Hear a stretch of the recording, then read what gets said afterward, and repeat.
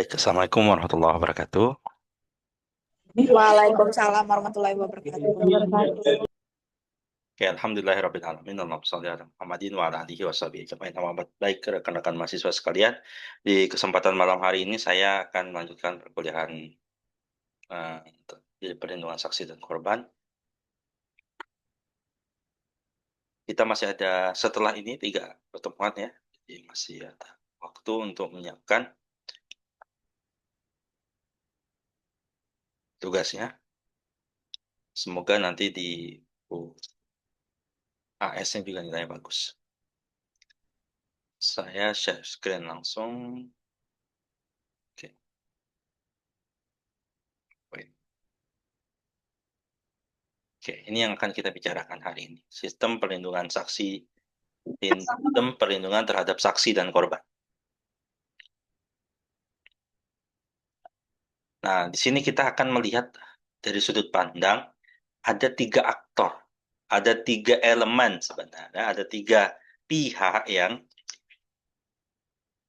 menjadi sendi utama dalam perlindungan saksi dan korban.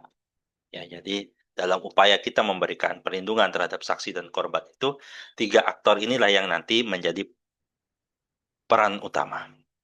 Siapa itu? Yaitu negara yang pertama. Yang kedua, penyedia layanan masyarakat. Apa itu? Nanti ada. Yang ketiga itu ada komunitasnya, masyarakat itu sendiri.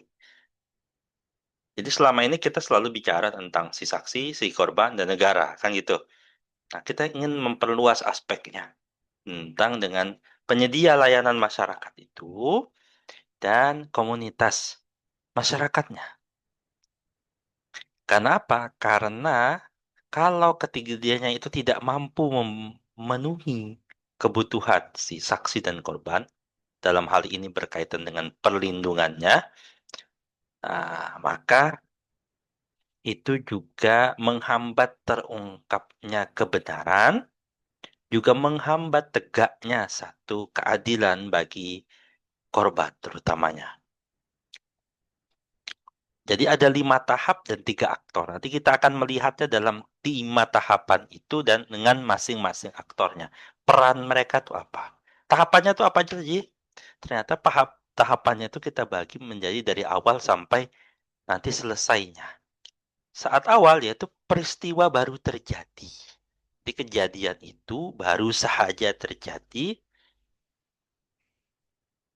maka itu punya pendekatan yang tentu berbeda dengan saat selesainya proses pengadilan. Maka kita akan melihatnya itu dalam 5 tahapan itu. Saat peristiwa terjadi, saat mulai ada investigasi dilakukan.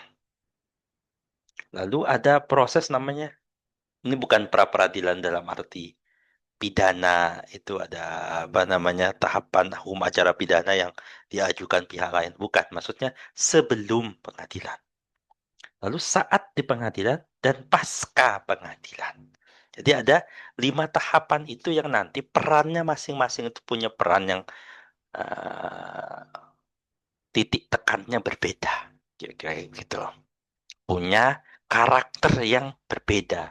Sehingga ketika karakternya berbeda, maka tindak lanjutnya, responnya itu tentu berbeda.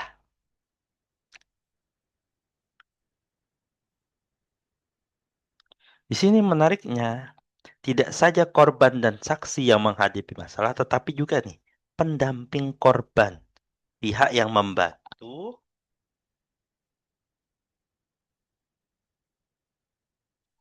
pihak yang membantu dan mendampingi korban, ya, berkaitan dengan ini. Punya karakternya berbeda. Oleh karena itu, perlindungan dan dukungan juga perlu diberikan kepada siapa? Kepada pendamping korban itu. Ini kan belum pernah kita bahas tuh. Maka orang yang mendampingi itu, pihak yang membantu dan mendampingi Ya, itu makanya jangan ribut. juga diberikan pendampingan, diberikan perlindungan, diberikan dukungan. Ya, itu. Mari kita lihat. dari aspek saksi dan korbannya. Nah, tahap pertama terkait dengan awal peristiwa. Bisa kita identifikasi apakah dia terluka fisik, Tak bisa bahasa Inggris. apa dia psikisnya yang kena, apakah dia tahu mau lapor kemana, kan kondisinya dia tidak tahu melapor kemana. Kondisi kena fisik bisa jadi ada emosional, bisa khawatir akan dapat tanggapan negatif, kondisi berperuk dengan rasa malu, tertekan akibat kekerasan yang menimpanya. Itu kondisi yang dihadapi para saksi dan korban tatkala awal peristiwa.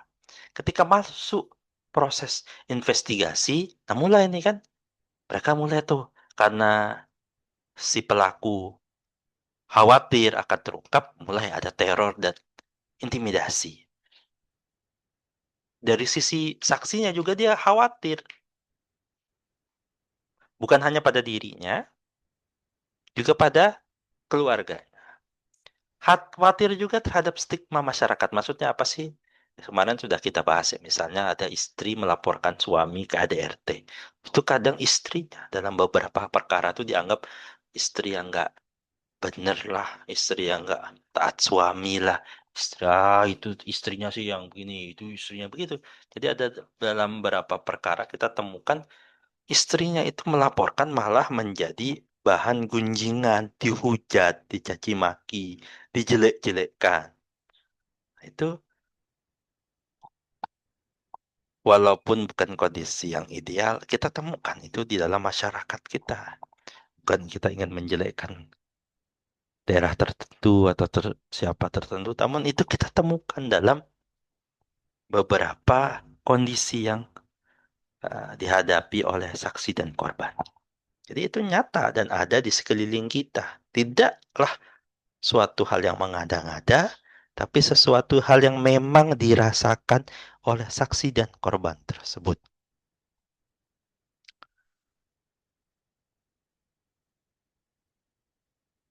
Ini juga dalam hal kaitannya dengan hubungan antara si korban saksi itu, nah, terutama si korban dalam kasus kekerasan seksual. Si siapa namanya? Korbannya itu kan ditanya-tanya. Bayangkan saja kondisinya. Jadi ditanya-tanya diapa-apain, diapain. Mohon maaf karena kan memang harus dirinci tuh. Ini apa saja yang terjadi dalam keadaan apa namanya tindak pidananya itu kalau kekerasan seksual. Apa saja yang dilakukan oleh pelaku itu. Itu harus dijelaskan. Saat si korban di apa dikenai kekerasan seksual itu kan dia kena fisik dan mentalnya. Dan ketika tahap investigasi dia disuruh mengingat-ingat kembali. Itu bukan hal yang mudah. Lalu ketika sudah mau masuk ke pengadilan, dia mulai lagi dia juga takut dengan itu. Jadi ada hal yang sama ya, takut teror, takut teror. Nah, kalau nanti di pasca pengadilan, kondisinya itu yang dia takuti bukan intimidasi teror itu, tapi adalah ancaman balas dendam. Ya. Bayangkan kalau nanti dia dihukum hanya 5 tahun misalnya, si pelaku. Bebas, 5 tahun lagi ketemu. Gimana tuh? Nah, dalam kondisi ini, pra pengadilan juga kurangnya percaya diri karena takut menghadapi proses pengadilan. Orang yang nggak biasa ke pengadilan itu nanti akan bingung nih apa nih. Aduh, apalagi ini harus ngapain nih, harus ngomong apa. Belum lagi kalau dalam persidangan itu kan pihak-pihak kuasa hukum, jaksa, hakim kadang itu kan ngomongnya itu kan kadang agak keras gitu. Nah itu orang yang nggak terbiasa tertekan. Dia khawatir juga nanti salah ucap. Kesaksiannya bisa jadi tidak diterima, ragu, pokoknya khawatir macam-macam. Dan ini juga nih, dia pesimis. terhadap hasil putusan pengadilan. Ini salah ya, harusnya kan putusan. Oke.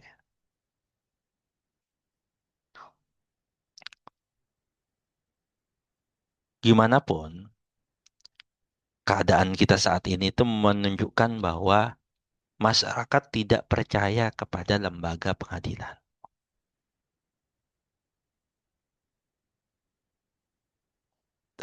Tersiarlah di media macam-macam lah itu ya.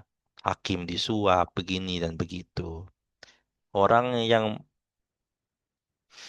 kena kasus begini kan, dia bawa ke pengadilan, terus dia nggak dapat hasil yang memuaskan, itu bukankah itu pukulan bertubi-tubi pada dirinya, ya?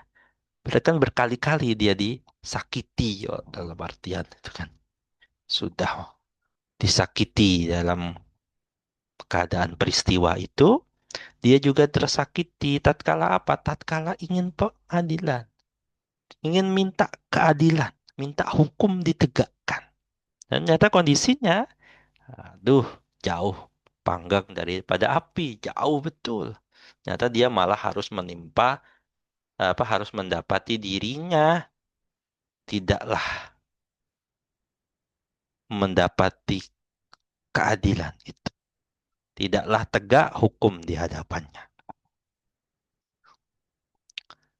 Kalau dalam proses pengadilan ya masih ya, biasanya dia saya tiap mental juga juga bagaimana pengadilannya.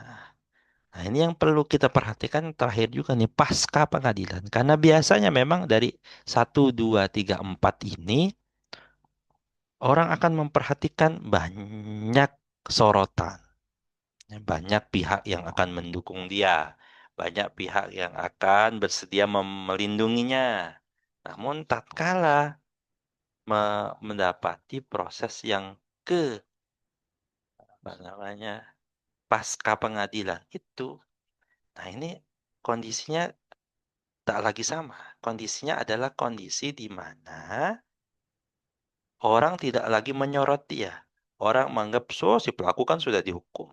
Iya, tapi terutama dalam kasus-kasus yang dia keluar dalam berapa tahun berikutnya, wah ini kan si pelaku, korban, saksi itu ya, itu kan nanti terikat kuat.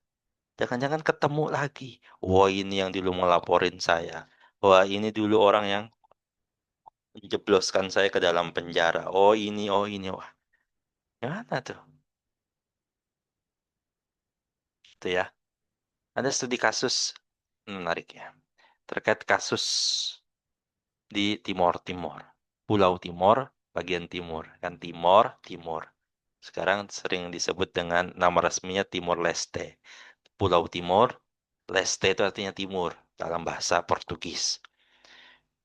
Abedios bukan nama sebenarnya, adalah warga Timor Timur, anggota Satuan Grup Intelijen yang dibentuk semasa Prabowo bertugas di sana.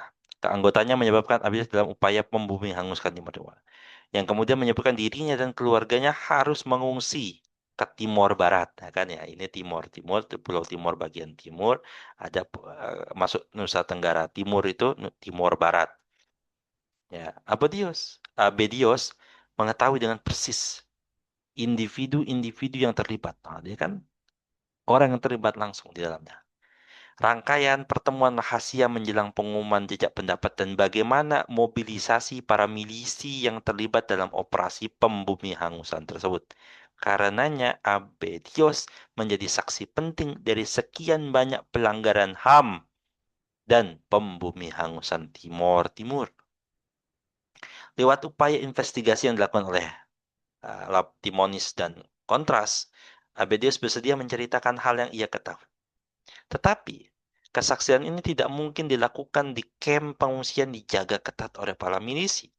Begitu ketatnya penjagaan ini sampai-sampai Badan Kemanusiaan PBB pun tidak dapat memasuki daerah tersebut.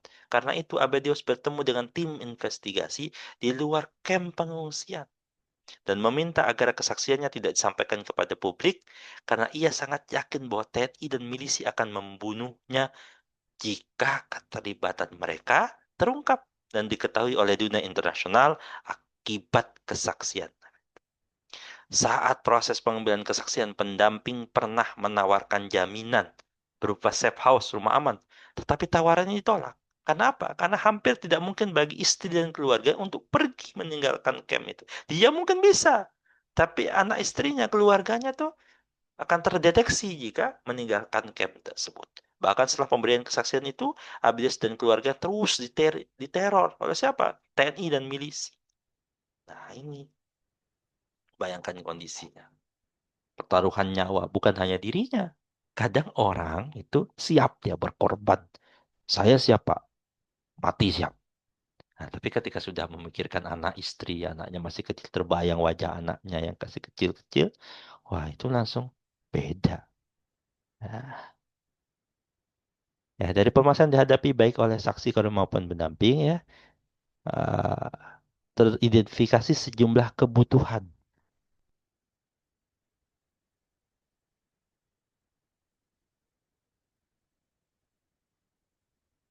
Saksi dan korban yang seharusnya dipenuhi. Pertanyaan yang kemudian muncul ada siapa yang bertanggung jawab? Nah, dalam cerita tadi,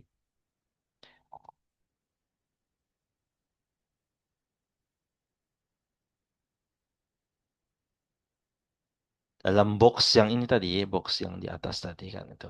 Ini box 2 nih. Ini box satu. Sorry. Box 2 aja mana? Di bawah ya. Nanti ada lihat. Box 2 itu ada 3 aktor penyedia. Penyedia apa? Penyedia perlindungan itu. Negara, penyedia layanan masyarakat seperti rumah sakit, LSM, ormas, lembaga agama dan sebagainya, dan terakhir komunitas masyarakat. Kehadiran ini ya, inilah yang nanti sebagai pihak yang bertanggung jawab pada pemenuhan yang tadi dikhawatirkan itu. Mari kita lihat box keduanya. Kebutuhannya apa saja? Ya, kebutuhan saksi dan korban itu apa saja? Di awal peristiwa itu rasa aman, pemulihan fisik, ya, oke. Rasa aman, ya, entah sifatnya eh, rumah aman tadi ya, hal-hal yang menjamin dia tidak dipecat kalau dia kerja, hal-hal yang menjamin dia keluarganya terjaga, gitu. Juga kalau dia kena kekerasan fisik gitu, ataupun psikologis, atau juga berkaitan dengan aspek sosialnya, maka perlu itu. Baik bantuan medis, bantuan apa namanya konseling psikologi ke psikolog. Juga bagaimana dia bisa diterima lagi di masyarakat. Ini kan yang nggak gampang tuh.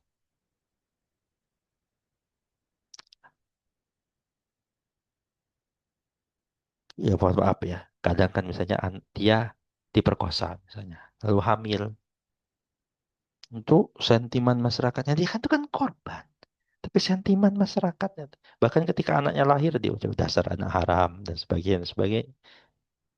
Ini nggak mudah, saudara sekalian ya, di hadapan eh, si korban.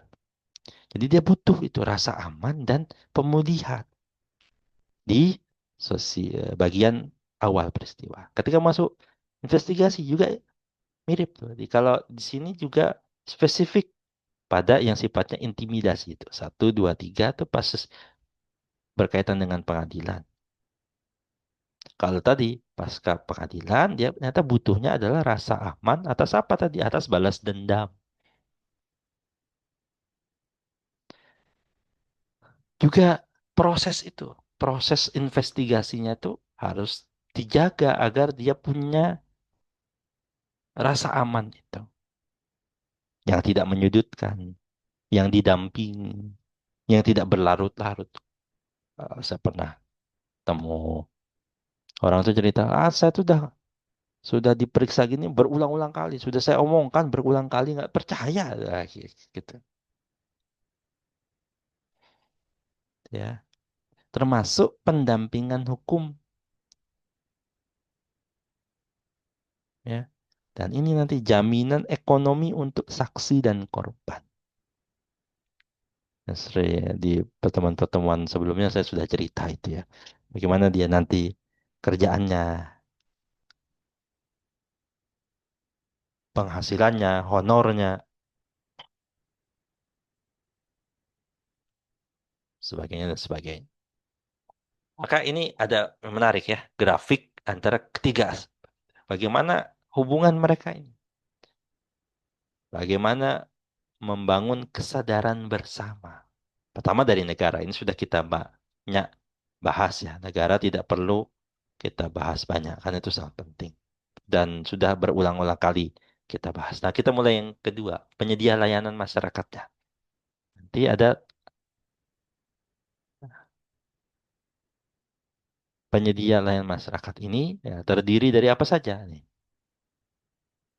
dan berbagai semacam. Intinya dia bukan negara, tapi hadir sebagai memberikan layanan. Dan layanan itu ya bisa dari berbagai, tergantung kasusnya, menyesuaikan. Nah, cuma ya dalam memberikan pelayanan tersebut seringkali penyedia layanan dan pendamping itu atau pendamping ini juga ngadapin masalah, diintimidasi, diberi teror. Jadi orang yang mendampingi itu juga kena teror, tuh ya. Jadi ini perlu juga dijaga. Lalu membangun kepercayaan. Kan nggak mudah orang percaya sama orang lain. Dia kan menyerahkan dirinya untuk dilindungi. Itu juga nggak mudah. Terakhir, kita bicara tentang komunitas masyarakat.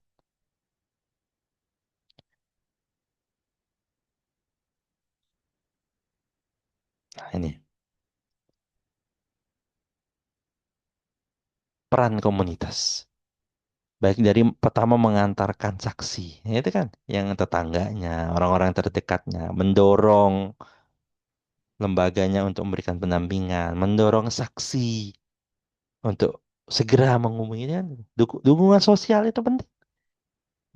Mengungsikan saksi misalnya. Yang pertama-tama ya bukan LPSK turun gitu, apa turun enggak kan. Tetangga-tetangganya, orang-orang sekitarnya, masyarakat-masyarakat yang ada di sekitar mengamankan benda-benda. Nah, ini juga kacau ini sering terjadi kecelakaan misalnya berat ya. Lalu ada orang yang menyelamatkan dalam tanda kutip HP-nya hilang lah, apanya hilang lah. Ini peran masyarakat. Lalu bagaimana peran masyarakat juga yang pertama-tama mampu melerai kejahatan itu agar tidak terus jadi masalah. Gitu. Jadi saya akan bicara sesingkat ini saja. Ini leher saya mulai sudah tidak itu ya. Di beberapa hari flu. Ya, saya juga melihat di berita ternyata ya Indonesia sedang tidak baik-baik saja ya, sedang banyak bencana, banjir bandang di Aceh, Sumatera, Padang. Saya 2 minggu lalu dari Padang tuh. Dan ya alhamdulillah ya, coba saya datang minggu-minggu ini ya, malah bisa jadi ngadepin bencana-bencana begitu.